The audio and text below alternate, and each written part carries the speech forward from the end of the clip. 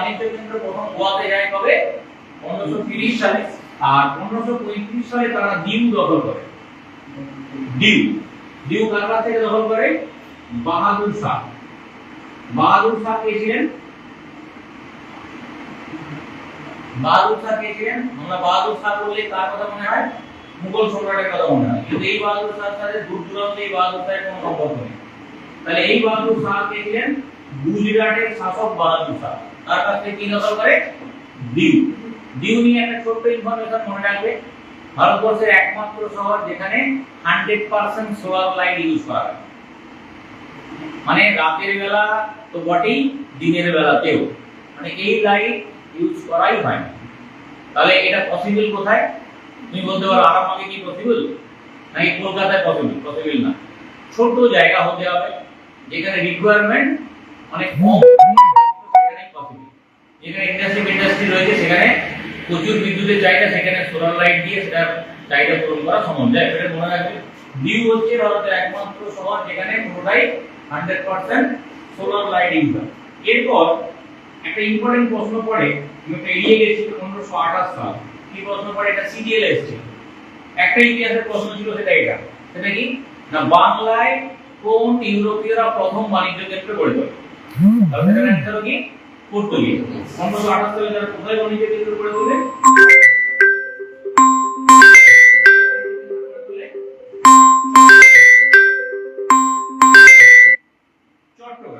চট্টগ্রামে একটা বন্দর আছে। সেই চট্টগ্রাম বন্দরকে পর্তুগিজরা কি বলতো জানো? পর্তুগিজরা বলতো পোর্টো গ্র্যান্ডে ওদের ভাষাতে। বাংলা ভাষায় সেটার মানে হচ্ছে বড় বন্দর, ইংরেজিতে বলি বিগ পোর্ট। তাহলে ভারতের বাংলাতে প্রথম বাণিজ্য কেন্দ্র কারা করে তোলে? কোথায়? চট্টগ্রাম। এরপরে আরেকটা প্রশ্ন পড়ে, সেটার উত্তর আমরা পরীক্ষায় ভুলে যাই। এরকম প্রশ্ন পড়ে, ভারতে আধুনিক শিক্ষার সূচনা করে কোন ইউরোপীয়রা? আমরা কাদের কথা লিখবো? যারা উত্তর জানি না। না না, এখন তো সেই বলছি বলে তুমি পর্তুগিজ বলছো। তাহলে সেটার উত্তর আমরা নরমালি কি লিখবো? ব্রিটিশরা। কারণ ইন্ট্রোডাকশন অফ মডার্ন, এটাও কিন্তু অ্যানসার কি হবে? পর্তুগিজ।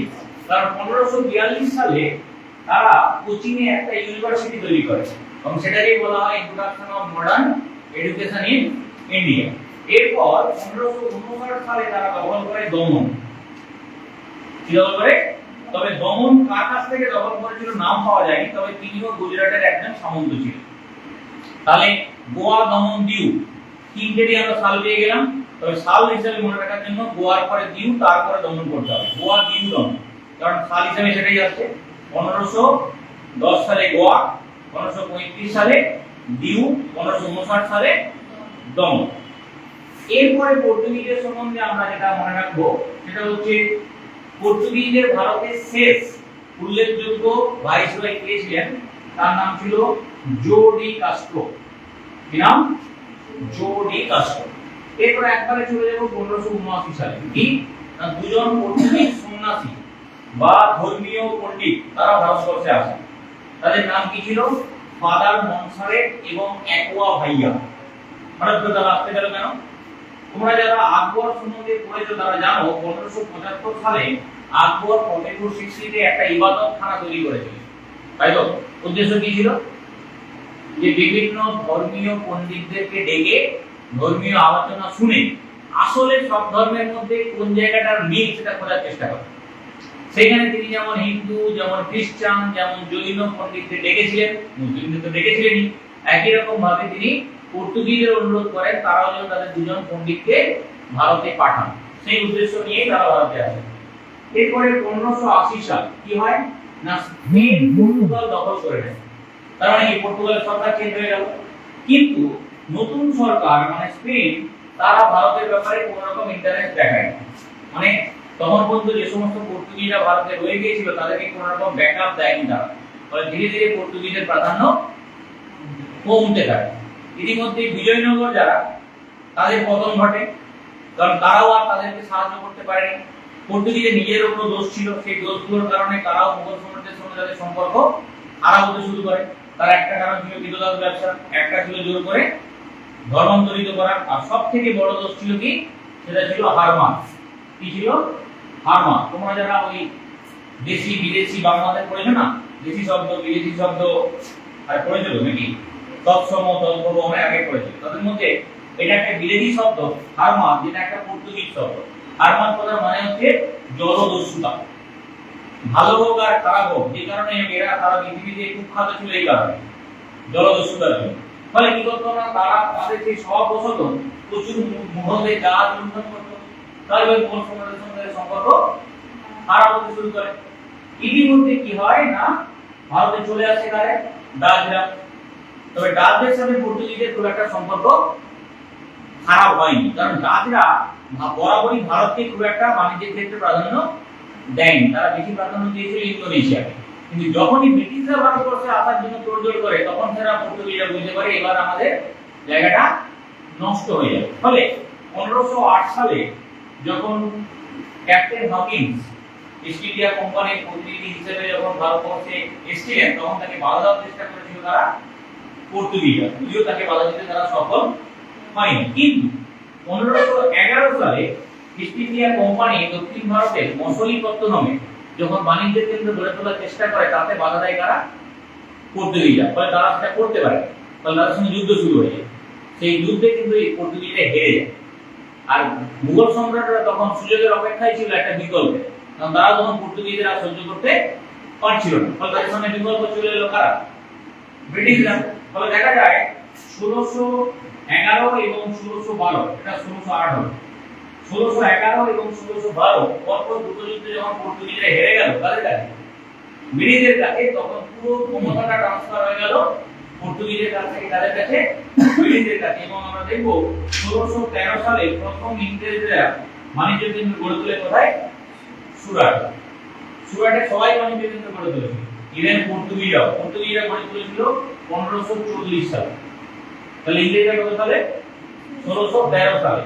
তারপরে ডাচরা করেছিল 1616 সালে, ডেনসরা করেছিল 1624 সালে, আর 1668 সালে গড়ে তুলেছিল তারা ফ্রেঞ্চরা। সবাই সুরাটে বাণিজ্য কেন্দ্র গড়ে তুলেছে, কিন্তু প্রথম গড়ে তুলেছিল কারা তাহলে, প্রথম তারা যারা ব্রিটিশ পর্তুগিজরা। কত সালে, 1540 সালে। এটাও প্রথম একটা কি, পর্তুগিজ। এরপর আমরা একটা সালে চলে যাব 1632 সাল। কি হয়েছিল না, বাংলা থেকে পর্তুগিজদের বিতাড়িত করেছিলেন কোন মুঘল সম্রাট? খুব ইম্পর্টেন্ট প্রশ্ন। 32 সালে মুঘল সম্রাট কে ছিলেন, যদি কোনো আইডিয়া থাকে? মুঘল সম্রাট বলছি, মুর্শিদ কুলি খান আমার ঔরঙ্গজেব সিংহাসনে বসেন 1658 সালে। তাহলে ঔরঙ্গজেবের আগে কে ছিল, শাহজাহান। 1628 থেকে 1658 পর্যন্ত তাহলে কে ছিলেন, শাহজাহান। তাহলে এই সময় শাহজাহান মুঘল সম্রাট ছিলেন। তাহলে তিনি কেন তাদেরকে বিতাড়ন করার নির্দেশ দিলেন?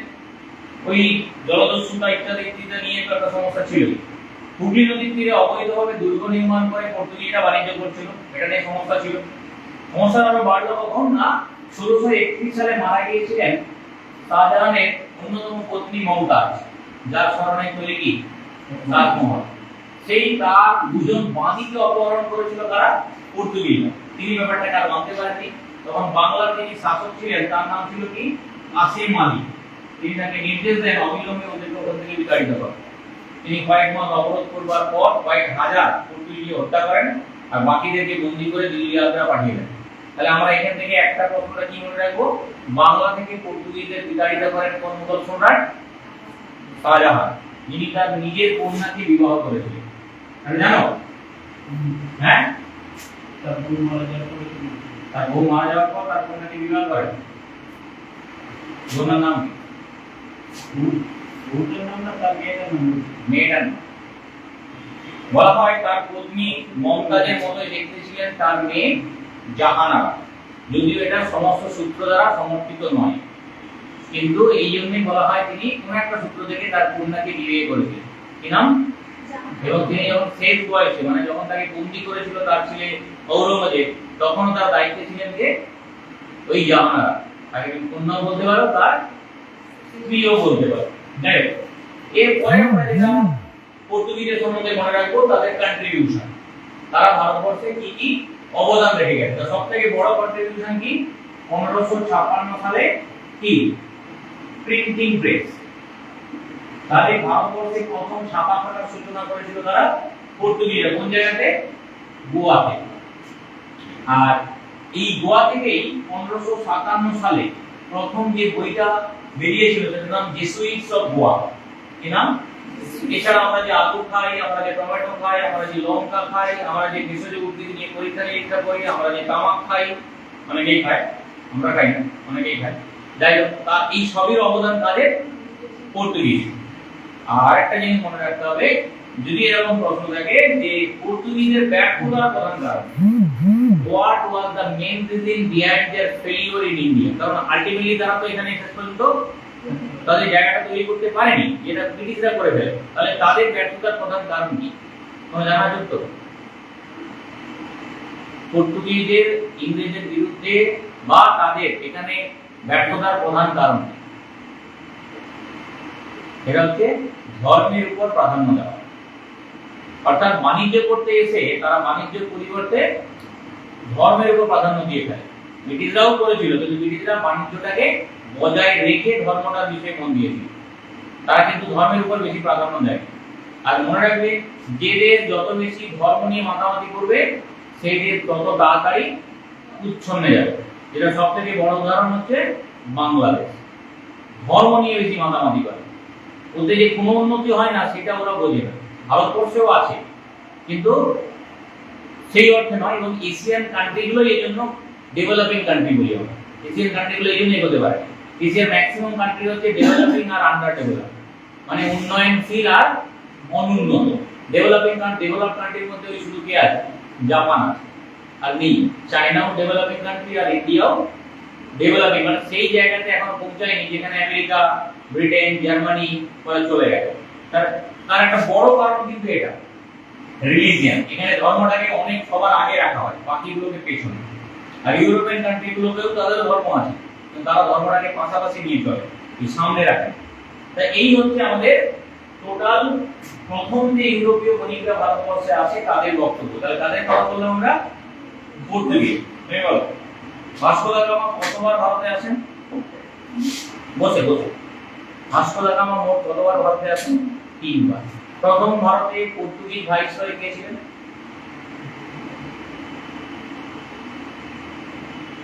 বলো, প্রথম ভারতে পর্তুগিজ ভাইসরয় কে ছিলেন? তুমি মনে? যার পলিসি ছিল ব্লু ওয়াটার পলিসি, আলমেডো। কি নাম? আলমেডো। ভারতে যিনি পর্তুগিজের প্রাধান্য বিস্তারের জন্য সবথেকে কৃতিত্ব দাবি করতে পারেন তার নাম, মানে যার সময় তাদের প্রাধান্য সবথেকে ভালোভাবে প্রতিষ্ঠিত হয়, আলবুকার। বলা হয় ইউরোপীয়দের মধ্যে পর্তুগিজরাই বাংলায় প্রথম বাণিজ্য কেন্দ্র গড়ে তোলে। বাংলার কোথায়? কোচিন। বাংলায় কোচিন।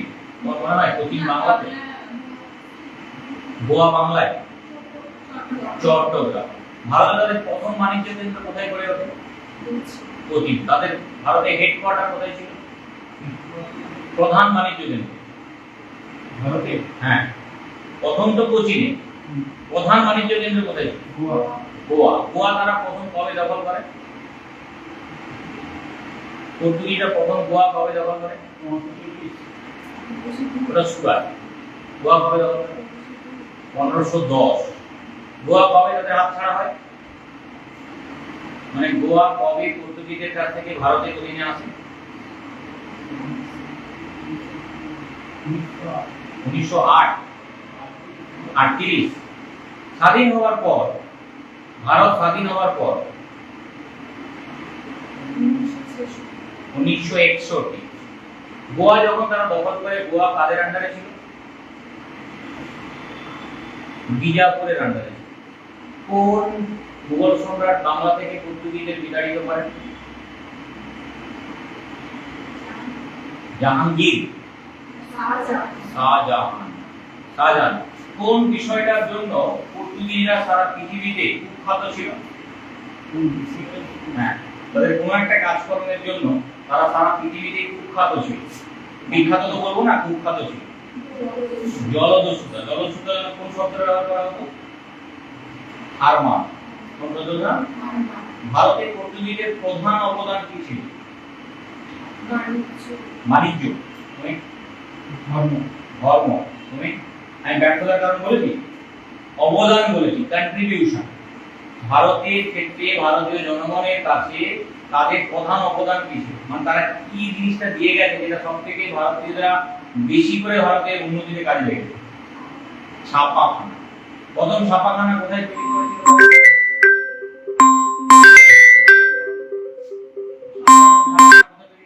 গোয়াতে, তাই তো? আমার কেন চট্টগ্রাম হয়? গোয়াতে। ক্লিয়ার? এই গেল পর্তুগিজ। পর্তুগিজের পরে কারা এসেছিল? পর্তুগিজের পরে কারা এসেছিল? হ্যাঁ, তুর্কি। তুর্কি কোথা থেকে এলো? তুর্কিরা ইউরোপীয় নাকি?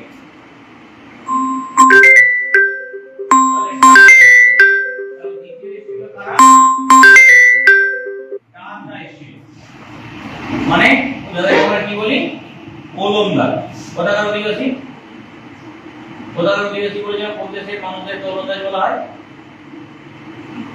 নেদারল্যান্ড।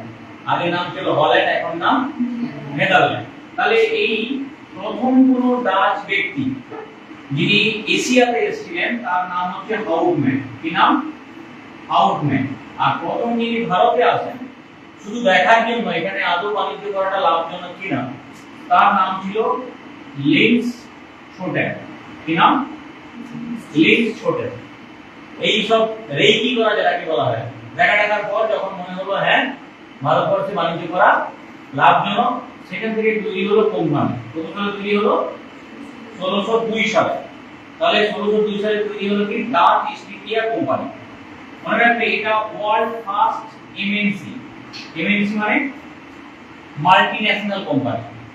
বিশ্বের প্রথম, যেটাকে আমরা বহুজাতিক সংস্থা বলি না, তাহলে বিশ্বের প্রথম বহুজাতিক সংস্থা কোন কোম্পানিটাকে বলা হয়? Dutch east India company. ভারতবর্ষে এরা প্রথম আসে হবে 1605 সালে এবং প্রথম বাণিজ্য কেন্দ্র কোথায় গড়ে তোলে? মসলিপত্তনমে। যিনি গড়ে তুলেছিলেন তার নাম কি? ভ্যান ডেন হেগেন। এবং 21 বছরের মেয়াদে এরা কিন্তু ভারতে বাণিজ্য করার পারমিশন পায় ওদের দেশের সরকারের কাছ থেকে। কত বছরের মেয়াদে? 21 বছর। 1610 সালে তারা বাণিজ্য কেন্দ্র গড়ে তোলে তামিলনাড়ুর পুলিকট। এবং পুলিকট হচ্ছে তাদের প্রধান বাণিজ্য কেন্দ্র। তাহলে তাদের প্রথম বাণিজ্য কেন্দ্র কোথায় গড়ে ওঠে? মসলিপত্তনম। আর প্রধান বাণিজ্য কেন্দ্র কোথায় ছিল? পুলিকট। এরপর তারাও সুরাটে বাণিজ্য কেন্দ্র গড়ে তোলে বলেছে। কত সালে? 1616 সালে। কিন্তু তাদের দুটো জিনিসের নাম আমরা মনে রাখবো, একটা হচ্ছে চুচুড়া আর একটা হচ্ছে টিপি। চুচুড়া এবং টিপি দুটোই কিন্তু একটা সময় বাংলার অংশ। টিপি বর্তমান উড়িষ্যায় চলে গেছে, কিন্তু একটা সময় এটা বাংলার মধ্যেই ছিল। পরীক্ষায় প্রশ্ন পড়ে বাংলার টিপিতে কারা বাণিজ্য কেন্দ্র গড়ে তুলেছে? তাহলে অ্যানসার হবে কারা? ওলন্দাজ। আর যদি প্রশ্ন হয় এরকম পশ্চিমবঙ্গের কোন শহরটিকে ওলন্দাজ নগরী বলা হয়, তাহলে কি অ্যানসার হবে? চুচুড়া। যেমন ভাবে ফরাসি নগরী বলি আমরা চন্দন নগরকে, তেমনি ওলন্দাজ নগরী চুচুড়া। তারা দুটো দুর্গ বানিয়েছিল। চুচুড়াতে একটা দুর্গ বানায়, দুর্গটার নাম হচ্ছে গুস্টাভাস। কি নাম? আর পুলিকটে একটা দুর্গ বানায়, সেটার নাম ছিল জেলভিয়া। ফোর্ট জেলভিয়া আর ফোর্ট গুস্টাভাস। ডাচদের সম্বন্ধে আর কি মনে রাখবো? তাহলে ডাচরা যখন ভারতবর্ষে এলো তাদের প্রথম প্রতিদ্বন্দ্বী কারা ছিল? ডাচরা যখন ভারতবর্ষে এলো তাদের বাণিজ্যিক প্রতিদ্বন্দ্বী কারা ছিল? পর্তুগিজ। দক্ষিণ পূর্ব এশিয়াতে কারা ছিল? তখন হয়ে যাবে ব্রিটিশ। কারণ ভারতবর্ষে আসার আগে তারা কিন্তু ইন্দোনেশিয়াতে চলে এসেছে এবং ইন্দোনেশিয়াতে তারা চেয়েছিল একচেটিয়া বাণিজ্য করতে। এর জন্য 1623 সালে ইন্দোনেশিয়াতে অ্যাম্বোয়া বলে একটা জায়গাতে তারা 21 জন বণিককে হত্যা করে। তাদের মধ্যে ব্রিটিশ ছিল, তাদের মধ্যে জাপানি, তাদের মধ্যে পর্তুগিজ ছিল। একটাই কারণে যে তারা শুধুমাত্র বাণিজ্য করে অন্য কাউকে করতে দেবে। এটাকে বলা হয় অ্যাম্বোয়ান ম্যাসাকার, মানে অ্যাম্বোয়ান হত্যাকাণ্ড।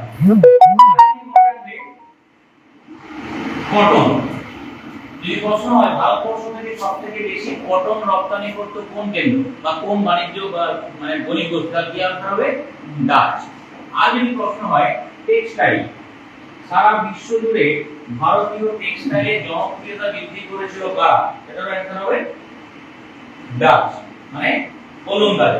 তবে আবার বলেছি যে ওলন্দাজরা বরাবরই কোথায় বেশি নজর দিয়েছিল? ইন্দোনেশিয়াতে। ভারতবর্ষকে তারা খুব একটা প্রাধান্য দেয়নি। ফলে 1759 সালে বিদারা বলে একটি জায়গা আছে। কোথায় বলতো? চুঁচুড়া এবং চন্দননগরের মাঝখানে হুগলি নদীর দুই তীরে বাণিজ্যকে প্রাধান্যকে কেন্দ্র করে ইংরেজদের সঙ্গে তাদের বিবাদের সূত্রপাত হয় এবং সেই বিবাদের সূত্রপাত ধরেই যুদ্ধটা হয় কোথায়? বিদারা যুদ্ধ। সেই যুদ্ধে কিন্তু গোলন্দাজরা পরাজিত হয়, ইংরেজরা জয়লাভ করে। তুমি বলতে পারো কার্যত এটার পর তারা কিন্তু তাদের বাণিজ্যের মূল ফোকাসটা কোথায় ট্রান্সফার করে নেয়? ইন্দোনেশিয়ার দিকে। অর্থাৎ ভারতবর্ষে সেভাবে তারা আর বাণিজ্যের দিক থেকে খুব একটা গুরুত্ব দেয়নি। এইটা গেল আমাদের দুটো কথা, অর্থাৎ পর্তুগিজ এবং ডাচ। এরপর ব্রিটিশ, সেটা আমরা এখন শুরু করবো না, কারণ ওটা হচ্ছে অনেকটা বড় পার্ট, ওটা ওই একটা ক্লাসে হবে না। কারণ ব্রিটিশদের পিরিয়ড বুঝতে পেরেছো, তারা শুরু করেছিল কোথা থেকে? শুরু করেছিল ভারতবর্ষে এসেছিল 1608-এ, তার মানে ওই 16 সালে ইস্ট ইন্ডিয়া কোম্পানি তৈরি হয়, আর 8 সালে এসেছিল হকিন্স। তারপরে তারা ছিল কতদিন পর্যন্ত? ইস্ট ইন্ডিয়া কোম্পানির রাজত্বকাল ভারতে কতদিন ছিল? কোন বছর পর্যন্ত? পুরো ব্রিটিশ পিরিয়ড তো আমরা পড়বো না, আমরা ইস্ট ইন্ডিয়া কোম্পানির যেহেতু পড়ছি আমরা কোম্পানি, সেই কোম্পানির পিরিয়ডটা পর্যন্ত পড়বো। তবে কোম্পানি কোন সাল পর্যন্ত ভারতে রাজত্ব করেছিল? প্রথমে এসেছিল বাণিজ্য করার জন্য এবং 1740 সাল পর্যন্ত তারা শুধুমাত্র বাণিজ্যিক মধ্যেই তাদের কার্যকলাপ সীমাবদ্ধ ছিল। কিন্তু 40 সালের পর তারা তাদের অ্যাটিটিউডটাকে চেঞ্জ করে, পলিসিটাকে চেঞ্জ করে। সেখান থেকেই তারা কর্ণাটক, হায়দ্রাবাদ এই জায়গাগুলোতে নিজেদের আধিপত্য তৈরি করে। তারপরে হচ্ছে তারা পলাশী যুদ্ধের মধ্যে ঢোকে এবং সিরাজউদ্দৌলাকে হত্যা করে এবং কি হয়? শুরু হয় ভারতে ইংরেজ শাসনের সূচনা। হ্যাঁ, পলাশী যুদ্ধে সেই সিরাজউদ্দৌলাকে তারা হত্যা করেনি, হত্যা করেছিল তাদের ষড়যন্ত্রের ফলে মির্জাফরের পুত্র বিয়ন। কিন্তু আলটিমেটলি সিরাজউদ্দৌলার মৃত্যু হয় এবং পলাশী যুদ্ধের মধ্যে দিয়ে ভারতে ইংরেজ শাসনের সূচনা ঘটে। কিন্তু তারা এই যে বাণিজ্য করতে করতে তারা যে শাসন করতে শুরু করে, এটা তাদের পারমিশন কিন্তু ছিল না। তাদের শুধুমাত্র পারমিশন ছিল কিসের উপর? বাণিজ্য। কিন্তু ধীরে ধীরে বিভিন্ন আইন হয়, আইনের মধ্য দিয়ে তাদের বাণিজ্য করার পাশাপাশি শাসন করারও পারমিশন দেওয়া হয়, কিছু কিছু বিধিনিষেধও চাপানো হয়, বিভিন্ন অ্যাক্ট হয়। আলটিমেটলি এইভাবে তারা একটা সময় ভারতের বাণিজ্যিক থেকে শাসকে পরিণত হয়। তাহলে সেইটা কতদিন পর্যন্ত, সেইটা জানার চেষ্টা করি। মানে কত সালে ভারত পুরোপুরি কোম্পানির হাত থেকে ব্রিটিশ সরকারের অধীনে যায়, মানে কত সাল পর্যন্ত কোম্পানির হাতে ছিল, তারপরে ব্রিটিশ সরাসরি ব্রিটিশ সরকারের অধীনে যায়। সেই সালটা মনে রাখবে 1858। তাহলে 1858 সাল পর্যন্ত, অর্থাৎ সিপাহী বিদ্রোহ হয়ে যাওয়ার পর ব্রিটিশ সরকার বুঝতে পারে না এত বড় দেশের দায়িত্ব আর কোম্পানির হাতে ফেলে রাখাটা ঠিক হবে না।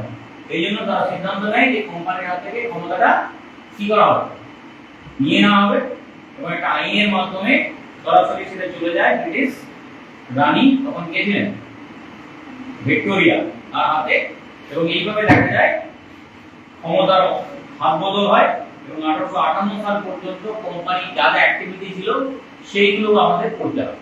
সেটা অনেকটা বড় পার্ট। এই হচ্ছে আমাদের বিষয়।